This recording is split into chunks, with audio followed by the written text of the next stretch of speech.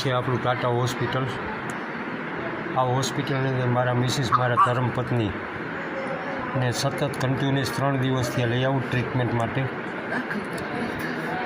અહીંયા ન કોઈ જવાબ આપતા નથી, કોઈ કંઈ વાત નથી કરતા, કોઈ ડૉક્ટર વ્યવસ્થિત કહેતા નથી। રિપોર્ટ કરાવ્યા છે, દવાઓ લીધી છે, બાટલા ચડાવ્યા છે, 3 દિવસથી આ જ પરિસ્થિતિ છે। કોઈ જાતનો ફેરફાર છે નહીં।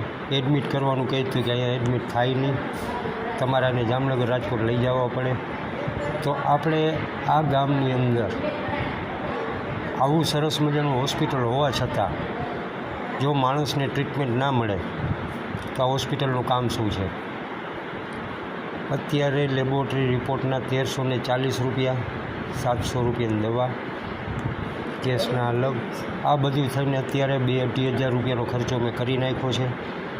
તોય છતાં ઉલટી હજી બંધ થઈ નથી। શરીરનો દુખાવો જે છે, જે પ્રોબ્લેમ છે છાતીમાં દુખવાનો ને એ કાંઈ તકલીફમાં ફેરફાર થયો નથી।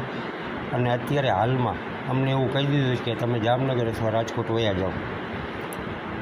કોઈ જાતનો કોઈ ડૉક્ટર જે અત્યારે ઇમરજન્સી વોર્ડમાં જે ડૉક્ટર હાજરમાં છે એને બીજા નંબરમાં જે રાઉન્ડમાં ચેકઅપ કરવા આવેલ ડૉક્ટર જે છે એ પણ આવીને તપાસ્યા વગર કાગળ જોઈ અને કહી દીધું જામનગર, રાજકોટ વયા જાઓ। તો આ પરિસ્થિતિમાં મારે શું કરવું? હવે આપણે આ વસ્તુ જે થઈ છે